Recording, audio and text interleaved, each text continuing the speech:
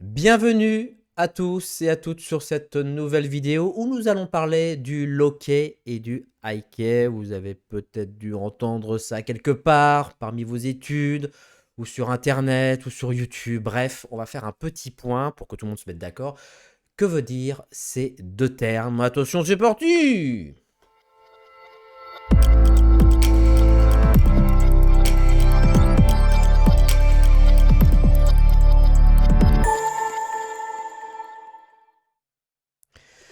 Merci, bienvenue sur cette chaîne, Mathieu Misiraka. Si tu viens d'arriver de nulle part, eh bien, pense à t'abonner. Hein, c'est déjà pas mal, comme ça tu pourras voir les prochaines vidéos en activant la petite cloche pour ne rien manquer. Et si au pire du pire du pire ça t'intéresse et que tu as envie d'en apprendre plus, je te rappelle que tu as Misiflix où tu cliques sur le bouton rejoindre et il y a plus d'une centaine de vidéos d'apprentissage. Voilà, et il y a plein de vidéos qui sortent toutes les semaines. Tu pourras demander dans ceux qui sont inscrits dans les commentaires, tu verras, ils ne sont pas déçus du trajet. Bon bref, on revient sur la notion de high-key, low-key, qui est une notion d'argument, d'échange entre un chef opérateur et un réalisateur parfois. Mais le tout, c'est qu'on soit bien d'accord ce que ça veut dire, parce que si on part sur des trucs qui ne sont pas du tout d'accord, c'est un peu compliqué. Il faut savoir parler la même langue.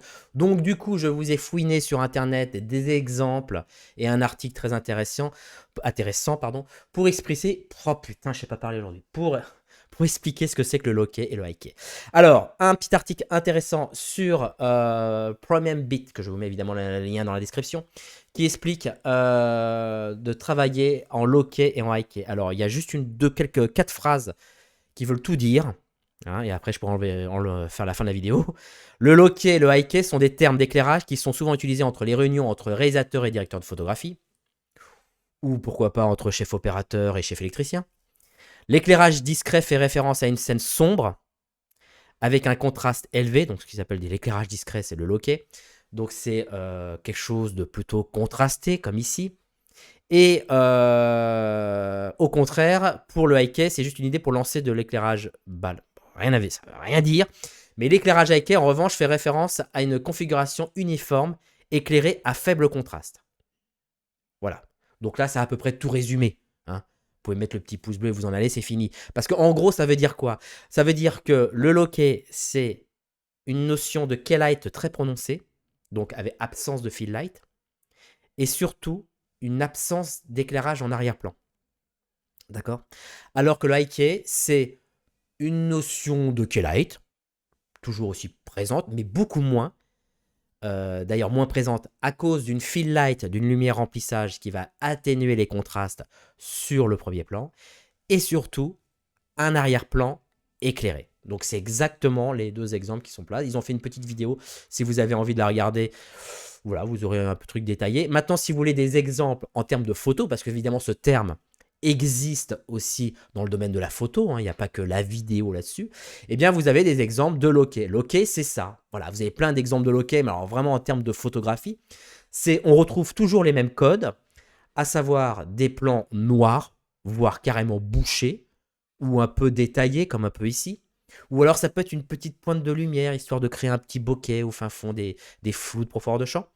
Et après, des premiers plans, donc généralement ce qu'ils appellent les talents, les comédiens, etc. Éclairés, mais pas en face, pas d'éclairage de face, plutôt des éclairages à partir des 3/4 face. Et ça va du 3/4 face jusqu'au latéral. Vous voyez, par exemple, ici, là, on a un 3/4 face droit. Ici, on a une notion qui est de 3/4 contre gauche, 3/4 face droit. Vous voyez, là, on a une source plutôt latérale. Bref, il n'y a rien de face. Vous voyez, là, c'est du latéral. Alors là, c'est du face, mais version sculptée. Voilà, ici, vous avez du 3/4 contre. Bref, vous avez vu, c'est principalement des éclairages qui viennent en latéral, 3/4 face, etc. Et sans ou avec très, très, très, très peu de lumière remplissage, voire quasi nul. Et un arrière-plan dans la sombritude. Hein, sombrasse, avec peut-être de la matière. Alors ça, c'est en photo, ils mettent souvent pas de matière, comme s'ils font un peu des trucs jolis. Mais en fiction, c'est toujours mieux d'avoir un peu de fond, etc. Voir des petites pointes de lumière, des petites merdasses, etc. Mais il faut que ça soit sombre. À l'inverse, le high-key, eh bien, on est dans un autre délire. On est plutôt, alors c'est pas cramé, attention, le high case, ça ne veut pas dire que c'est cramé, c'est correctement exposé, sauf qu'on a des fonds, alors là c'est vraiment à l'extrême total, on a des fonds qui sont lumineux, éclairés, d'accord, et des premiers plans qui sont éclairés majoritairement de face. Moi, généralement, j'appelle ça plus du full light, c'est-à-dire voilà, c'est éclairé, on voit tout, c'est très lumineux. C'est très lumineux. Voilà, comme cette photo ici, où on voit la notion d'éclairage de face et un arrière-plan très éclairé. Mais bon, là, à chaque fois, en photo, c'est un peu extrême. C'est toujours un peu extrême parce que les fonds sont soit blancs, soit noirs. On montre vraiment l'effet extrême, voire pédagogique, du high-key et du low-key. Mais sinon, ça peut être des fonds qui sont notamment éclairés, des arrière-plans éclairés, mais voilà, pas suréclairés au-dessus de l'acquis, mais qui sont éclairés comme l'acquis, c'est-à-dire quelque chose où tu as un peu le même diaph au premier plan ou en arrière-plan. Donc ça peut être éclairé par la keylight, qui déborde et qui va éclairer l'arrière-plan, ce qui arrive souvent en fiction, ou alors ça peut être une autre source qui éclaire le fond principalement. Je pense plus dans des configurations un peu plus studio. Mais généralement en fiction, c'est la source qui va déborder sur l'arrière-plan. En gros, il n'y a pas de snap grid. Vous voyez le snap grid, le petit grillage qu'on met sur les sources, qui permet de canaliser le flux. Et bien là, si on veut du high key, on va pas en mettre. Si on veut du low key, on va en mettre. Je dis ça, ça peut être utile si vous voulez essayer de faire du low key et que vous n'arrivez pas. Surtout avec des sources larges. D'accord? Donc, on est dans ce côté-là. Éclairage de face. Et voilà. Et généralement, on est dans du faible contraste. Même si on est très lumineux, on est dans du faible contraste. C'est-à-dire dans la densité la plus dense et la densité la plus claire, bah finalement, c'est réduit. Si vous regardez votre histogramme, eh bien, vous avez un histogramme qui est majoritairement réduit et à droite. Alors que quand vous faites du low-key, vous avez plutôt un histogramme un peu en M. Vous voyez, des trucs, ça fait hop, et hop, et hop. Voilà, bref, vous l'avez compris. Donc voilà, ça c'est véritablement la notion low-key, high-key. Il était temps depuis 5 ans sur cette chaîne que je fasse une vidéo là-dessus.